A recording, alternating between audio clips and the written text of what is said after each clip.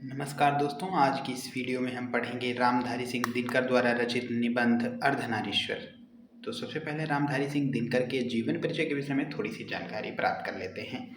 रामधारी सिंह दिनकर का जन्म 23 सितंबर 1908 ईस्वी में हुआ था और इनका निधन 24 अप्रैल 1974 ईस्वी में हुआ था। यदि बात की जाए इनके जन्म स्थान की, तो इनका जन्म स्थान है सिमरिया, बेगूसराय, बिहार। माता पिता का क्या नाम था? माता थी इनकी मनरूप देवी और पिता थे रवि सिंह। यदि पत्नी के नाम की बात की जाए तो श्यामवती देवी इनकी पत्नी थी।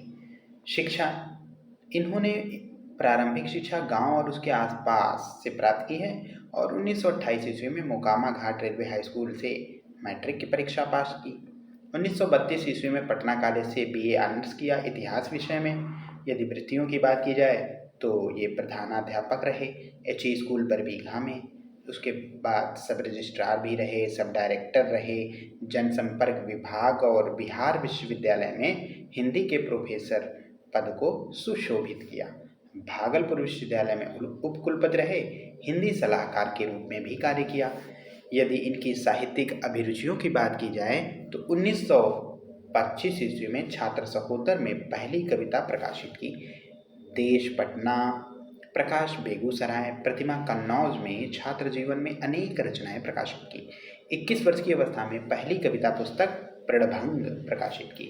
यदि कृतियों की बात की जाए तो इनकी प्रमुख काव्य कृतियाँ हैं प्रणभंग 1929 ईस्वी, रेणुका 1935 ईस्वी, हुंकार 1938 ईस्वी, रसवंती 1940 ईस्वी, कुरुक्षेत्र 1946 ईस्वी, रश्मिरथी 1952 ईस्वी, नील कुसुम 1954 ईस्वी, उर्वशी 1961, परशुराम की प्रतीक्षा 1963, कोमलता और कवित्व 1964, हारे को हरिनाम 1970 ईस्वी आदि इनकी काव्य कृतियाँ हैं। यदि गद्य कृतियों की बात की जाए तो मिट्टी की ओर 1946, अर्धनारीश्वर 1952 और संस्कृति के 4 अध्याय 1956, काव्य की भूमिका 1958, बट पीपल 1961, शुद्ध कविता की खोज 1966, दिनकर की डायरी 1973 आदि इनके प्रमुख गद्य कृतियाँ हैं। यदि पुरस्कार और सम्मान की बात की जाए तो संस्कृत के 4 अध्याय पर इन्हें साहित्य अकादमी पुरस्कार, उर्वशी पर भारतीय ज्ञानपीठ पुरस्कार, ये राज्यसभा के सांसद भी रहे हैं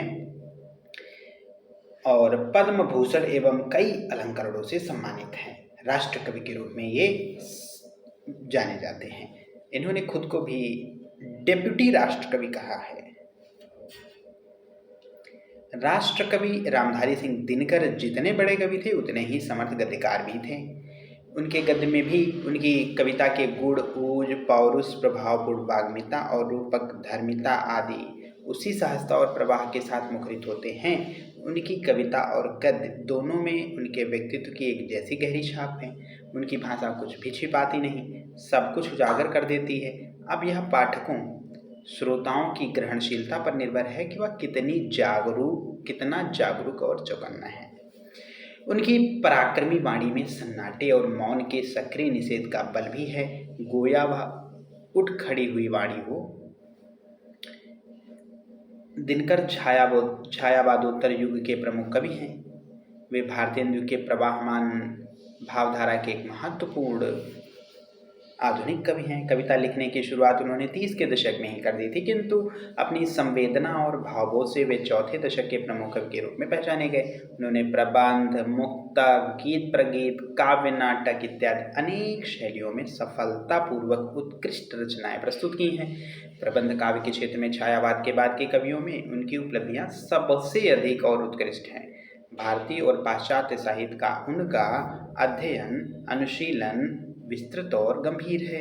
उसकी छाप उनके काव्य और गद्य दोनों पर है। स्वभावतः गद्य पर अधिक स्पष्ट और मुखर। जातीय महाकाव्य महाभारत और व्यास की कवित्व प्रतिभा का दिनकर पर वैभववर्धक प्रभाव है। दिनकर में इतिहास और सांस्कृतिक परंपरा की गहरी चेतना है और समाज, राजनीति, दर्शन का वैश्विक परिप्रेक्ष्य बोध है जो उनके साहित्य में अनेक स्तरों पर व्यक्त होता है। गद्य के क्षेत्र में दिनकर ने अनेक उल्लेखनीय कृतियां दी हैं जो अनेक अर्थों में उनके युग की उपलब्धि भी है मानी जा सकती है। काव्य चिंतन, संस्कृति चिंतन, भाषा चिंतन, समाज चिंतन आदि को लेकर उनके गद्य लेखन की अनेक कोटियाँ बनती हैं। उनके गद्य में विषय वस्तु, शैली, विधा और गद्य रूप की दृष्टि से पर्याप्त वैविध्य है। सामान्यतः उनका साहित्य, विशेषकर गद्य साहित्य, संबोधित साहित्य है। लेखक जानता है कि वह किनके लिए लिख रहा है। उसकी रचनाएं उस तक मनचाहे रूप में संप्रेषित हो जाती हैं। स्वभावतः दिनकर के साहित्य में एक प्रत्यक्षता और गर्माहट है। यहाँ उनका प्रसिद्ध निबंध अर्धनारीश्वर हम आज पढ़ेंगे। अर्धनारीश्वर भारत का एक मिथकीय प्रतीक है, जिसमें दिनकर अपना मनचीता आदर्श निरूपित होते देखते हैं। यह उनका प्रिय प्रतीक है, जो प्रायः उनके काव्य और गद्य साहित्य में प्रत्यक्ष और परोक्ष रूपों में व्यक्त होता है और काम करता दिखलाई भी पड़ता है। जीवन भर यह दिनकर का उपास्य आदर्श बना रहा। उनकी संवेदना, भाव, बोध और काव्य संस्कार पर इसका गहरा असर है। इस प्रतीक के सांस्कृतिक अभिप्राय क्या हैं? क्या यह आज के सामान्य मनुष्य और सभ्यता के लिए भी कोई अर्थ और संदेश रखता है? दिनकर इस परिप्रेक्ष्य में इस निबंध में विचार करते हैं। दिनकर के जन्म शताब्दी वर्ष में इस प्रिय प्रतीक पर उनके द्वारा फुर्सत से सोचते हुए लिखे गए इस निबंध द्वारा हम लेखक के मौलिक अखंड स्वरूप की एक झलक पा सकते हैं, जो प्रायः ओट और धुंधलके में रहता आया है।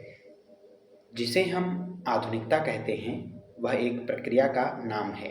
यह प्रक्रिया अंधविश्वास से बाहर निकलने की प्रक्रिया है। यह प्रक्रिया नैतिकता में उदारता बरतने की प्रक्रिया है। यह प्रक्रिया बुद्धिवादी बनने की प्रक्रिया है। यह प्रक्रिया धर्म के सही रूप पर पहुंचने की प्रक्रिया है। आधुनिक वह है जो मनुष्य की ऊंचाई उसकी जाति या गोत्र से नहीं, बल्कि उसके कर्म से नापता है। आधुनिक वह है जो मनुष्य को समान समझता है। दिनकर। अब हम इनके द्वारा रचित जो निबंध है अर्धनारीश्वर, उसे पढ़ते हैं।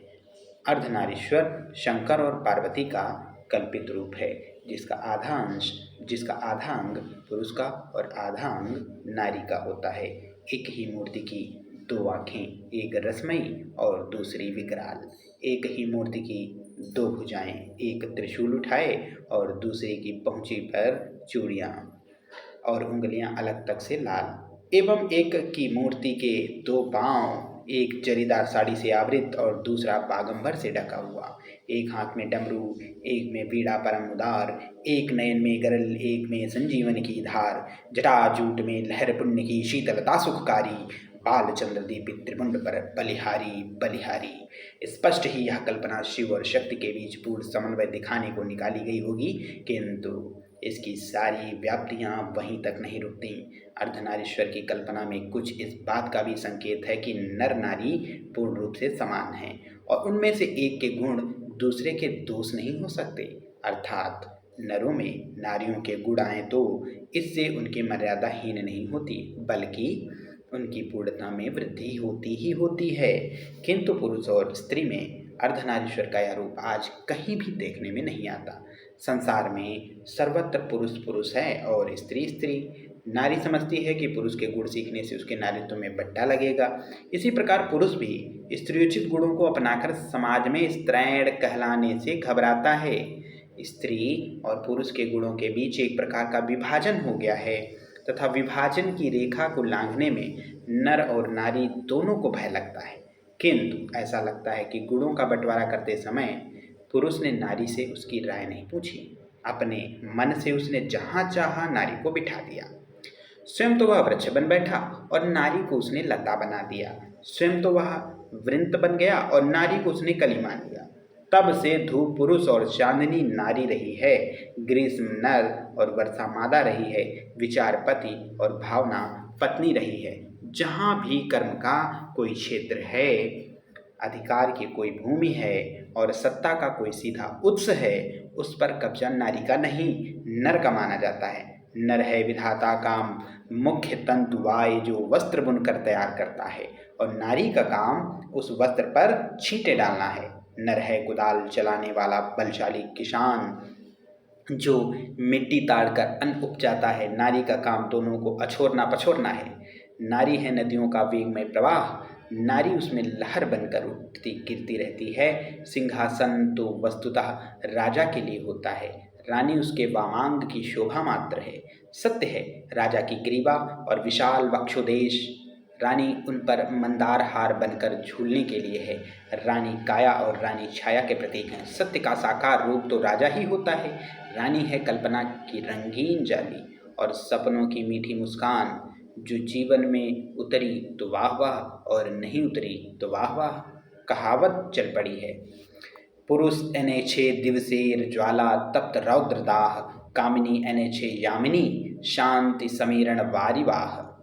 दिवस की ज्वाला और तप्त धूप ये पुरुष की लाई हुई चीजें हैं। कामिनी तो अपने साथ यामिनी की शांति लाती है, किंतु कवि की यह कल्पना झूठी है। यदि आदि मानव और आदि मानवी आज मौजूद होते तो ऐसी कल्पना से सबसे अधिक आश्चर्य उन्हें ही होता, और वे कदाचित कहते भी कि आपस में धूप और चांदनी का बंटवारा हमने नहीं किया था। हम तो साथ साथ जन्मे थे और धूप और चांदनी में, वर्षा और आतप में साथ ही घूमते थे, बल्कि आहार संचय को भी हम साथ ही निकलते थे। और अगर कोई जानवर हम पर टूट पड़ता था तो हम एक साथ उसका सामना भी करते थे। उन दिनों नर बलिष्ठ और नारी इतनी दुर्बल नहीं थी। न आहार के लिए ही एक एक को दूसरे पर अवलंबित रहना पड़ता था। नारी की पराधीनता तब आरंभ हुई जब मानव जाति ने कृषि का आविष्कार किया, जिसके चलते नारी घर में और पुरुष बाहर रहने लगा। यहाँ से जिंदगी दो टुकड़ों में बट गई। घर का जीवन सीमित और बाहर का जीवन निस्सीम होता गया एवं छोटी जिंदगी बड़ी जिंदगी अधिकाधिक अधीन होती चली गई। नारी की पराधीनता का यह संक्षिप्त इतिहास है।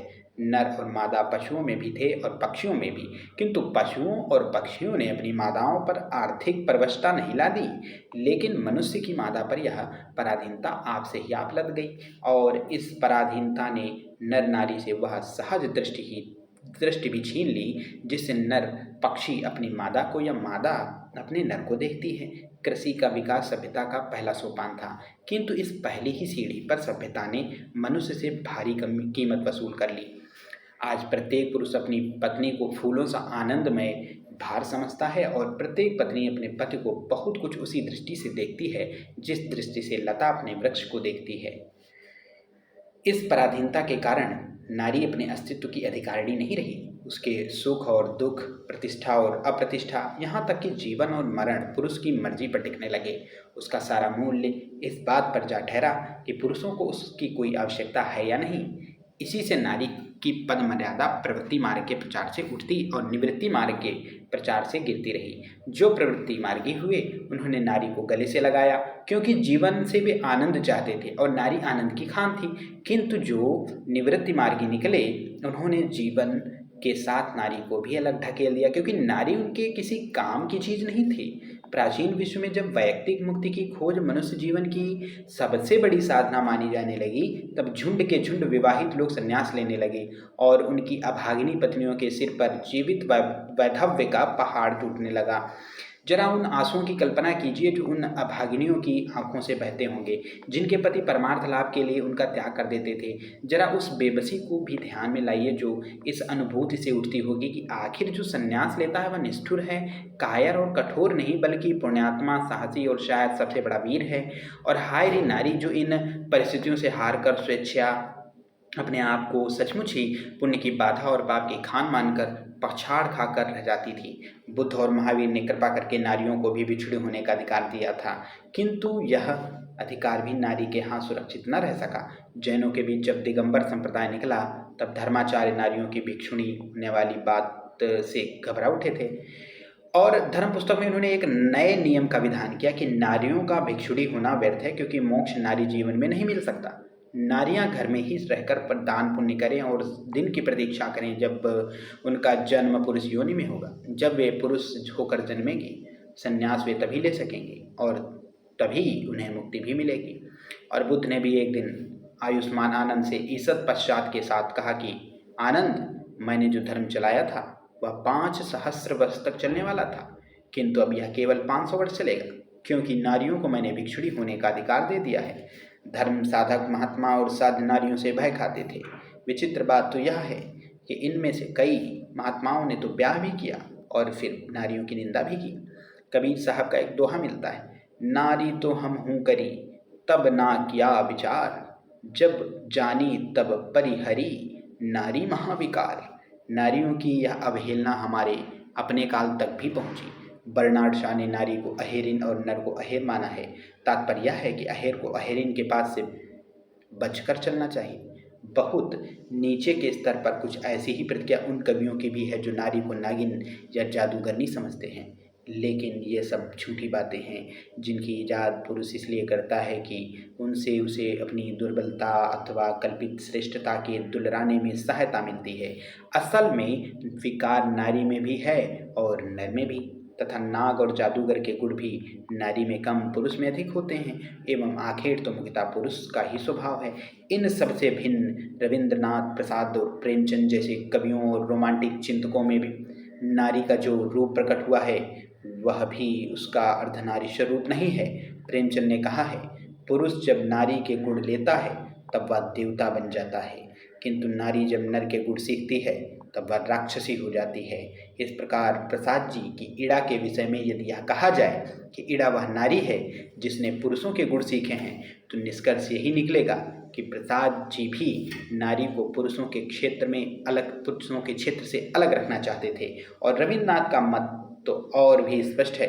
वे कहते हैं, नारी यदि नारी है शुधु शुधु धरणीर शोभा शुधु वाली, शुधु भालो वासा शुधु सुमधुर छले, शतरूप भंगिमाय पलके पलके, फुटाए जड़ाए बंके बेंधे हेंसे केंदे, सेवाए सुहागे छेपे चेपे ठाके सदा, तभी तार सार्थक जन्म की होई वे, कर्म कीर्ति वीर बल शिक्षा दीक्षा तार। अर्थात नारी की सार्थकता उसकी भंगिमा के मोहक और आकर्षक होने में है, केवल पृथ्वी की शोभा केवल आलोक केवल प्रेम की प्रतिमा बनने में है। कर्म कीर्ति वीर बल और शिक्षा दीक्षा लेकर वह क्या करेगी? मेरा अनुमान है कि ऐसी प्रशस्तियों को ललनाएं अभी भी बुरा नहीं मानती। सदियों की आदत और अभ्यास से उनका अंतर्मन भी यही कहता है कि नारी जीवन की सार्थकता पुरुष को रिझा कर रखने में है। यह सुनना उन्हें बहुत अच्छा लगता है कि नारी स्वप्न है, नारी सुगंध है, नारी पुरुष की बाह पर झूलती हुई जूही की माला है, नारी नर के वक्षस्थल पर मंदार का हार है, किंतु यही वह पराग है जिसे अधिक से अधिक उड़ेल कर हम नवयुग के पुरुष नारियों के भीतर उठने वाले स्वातंत्र के स्फुलिंगों को मंद रखना चाहते हैं। यतियों का अभिशप्त काल समाप्त हो गया। अब नारी विकारों की खान और पुरुषों की बाधा नहीं मानी जाती है। वह प्रेरणा का उद्गम, शक्ति का स्रोत और पुरुषों की क्लांति की महौषधि हो उठी है। फिर भी नारी अपनी सही जगह पर नहीं पहुंची है। पुरुष नारी से अब यह कहने लगा है कि तुम्हें घर से बाहर निकलने की क्या जरूरत है, कमाने को मैं अकेला काफ़ी हूँ, तुम घर बैठे खर्चा किया करो। किंतु इतना ही यथेष्ट नहीं है। नारियों को सोचना चाहिए कि पुरुष ऐसा कहता क्यों है। स्पष्ट ही इसलिए कि नारी को वह अपनी क्रीड़ा की वस्तु मानता है, आराम के समय अपने मनोविनोद का साधन समझता है। इसलिए वह नहीं चाहता कि आनंद की इतनी अच्छी मूर्ति पर थोड़ी सी भी धूल या थोड़ी भी धुएं का धब्बा लगे। नारी और नर एक ही द्रव्य की ढली दो प्रतिमाएं हैं। आरंभ में दोनों बहुत कुछ समान थे। आज भी प्रत्येक नारी में कहीं न कहीं कोई प्रच्छन्न नर और प्रत्येक नर में कहीं न कहीं एक क्षीण नारी छिपी हुई है। किंतु सदियों से नारी अपने भीतर के नर को और नर अपने भीतर की नारी को बेतरह दबाता आ रहा है। परिणाम यह है कि आज सारा जमाना ही मर्दाना मर्द और औरतानी औरत का जमाना हो उठा है। पुरुष इतना कर्कश और कठोर हो उठा है कि युद्धों में अपना रक्त बहाते समय उसे यह ध्यान ही नहीं रहता कि रक्त के पीछे जिनका सिंदूर बहने वाला है उनका क्या हाल होगा, और न सिंदूर वालियों को ही इसका फिक्र है कि और नहीं तो उन जगहों पर तो उनकी राय खुले जहाँ सिंदूर पर आफत आने की आशंका है। कौरवों की सभा में यदि संधि की वार्ता कृष्ण और दुर्योधन के बीच न होकर कुंती और गांधारी के बीच हुई होती तो बहुत संभव था कि महाभारत नहीं मचता। किंतु कुंतियाँ और गांधारियाँ तब भी निश्चेष्ट थीं, आज भी निश्चेष्ट हैं, बल्कि द्वापर से कलिकाल तक पहुँचते पहुँचते वे अपने भीतर की नरता का भी अधिक दलन कर चुकी हैं और अधिक दलन कर चुकी हैं। जहाँ कहीं फूलों का प्रदर्शन और रेशमी वस्त्रों की हाट है, नारियां अपने मन में वहीं जमा होती हैं। जिन कांडों से फूलों के बाग उजड़ते और रेशमी वस्त्रों के बाजार जलकर खाक हो जाते हैं, उनके संचालन और नियंत्रण का सारा भार उन्होंने पुरुषों पर ही डाल रखा है। आधी दुनिया उछलने कूदने, आग लगाने और उसे बुझाने में लगी हुई है, और आधी दुनिया फूलों की सैर में है। नर नारियों के प्रचलित संबंधों का मनोवैज्ञानिक प्रभाव संसार के इतिहास पर पड़ रहा है, और जब तक यह संबंध नहीं सुधरते शांति के मार्ग की सारी बाधाएं दूर नहीं होंगी। नारी कोमलता की आराधना करते करते इतनी कोमल हो गई है कि अब उसे दुर्बल कहना चाहिए। उसने पौरुष से अपने आप को इतना विहीन बना लिया है कि कर्म के बड़े क्षेत्रों में पांव धरते ही उसकी पत्नियां कुमलाने लगती हैं और पुरुष में कोमलता की जो प्यास है उसे नारी भली भांति शांत कर देती है। फिर पुरुष अपने भीतर कोमलता का विकास क्यों करे? इस स्थिति से बाहर निकलने का रास्ता वह नहीं है जिसे रोमांटिक कवियों और चिंतकों ने बतलाया है, बल्कि वह है जिसकी ओर संकेत गांधी और मार्क्स करते हैं। निवृत्ति मार्गियों की तरह नारी से दूर भागने की बात तो निरी मूर्खता की बात है और भोगवादियों के समान नारी को निरे भोग की वस्तु मान बैठना और भी गलत है। नारी केवल नर को रिझाने अथवा उसे प्रेरणा देने को नहीं बनी है। जीवन यज्ञ में उसका भी अपना हिस्सा है और वह हिस्सा घर तक सीमित नहीं, बाहर भी है। जिसे भी पुरुष अपना कर्म क्षेत्र मानता है वह नारी का भी कर्म क्षेत्र है। नर और नारी दोनों के जीवनोद्देश्य एक हैं। यह अन्याय है कि पुरुष तो अपने उद्देश्य की सिद्धि के लिए मनमाने विस्तार का क्षेत्र अधिकृत कर लें और नारियों के लिए घर का छोटा कोना छोड़ दें। जीवन की प्रत्येक बड़ी घटना आज केवल पुरुष प्रवृत्ति से नियंत्रित और संचालित होती है, इसलिए उसमें कर्कशता अधिक, कोमलता कम दिखाई देती है। यदि इस नियंत्रण और संचालन में नारियों का भी हाथ हो तो मानवीय संबंधों में कोमलता की वृद्धि अवश्य होगी। यही नहीं, प्रत्युत प्रत्येक नर को एक हद तक नारी और प्रत्येक नारी को एक हद तक नर बनना भी आवश्यक है। गांधी जी ने अपने जीवन के अंतिम दिनों में नारीत्व की भी साधना की थी। उनकी पोती ने उन पर जो पुस्तक लिखी है उसका नाम ही बापू मेरी माँ है। दया, माया, सहिष्णुता और भीरुता ये स्त्रीयोचित गुण कहे जाते हैं, किंतु क्या इन्हें अंगीकार करने से पुरुष के पौरुष में कोई दोष आने वाला है? दया, माया और सहिष्णुता ही नहीं, भीरुता का भी एक अच्छा पक्ष है जो मनुष्य को अनावश्यक विनाश से बचाता है। उसी प्रकार अध्यवसाय, साहस और शूरता का वर्ण करने से भी नारी अर्धनारीश्वर केवल इसी बात का प्रतीक नहीं है कि नारी और नर जब तक अलग हैं तब तक दोनों अधूरे हैं, बल्कि इस बात का भी कि पुरुष में नारीत्व की ज्योति जगे और यह कि प्रत्येक नारी में भी पौरुष का स्पष्टाभास हो। मही मांगती प्राण प्राण में सजी कुसुम की क्यारी, स्वप्न स्वप्न में गूंज सत्य की पुरुष पुरुष में नारी। और इस प्रकार से यह निबंध समाप्त होता है। बहुत बहुत धन्यवाद।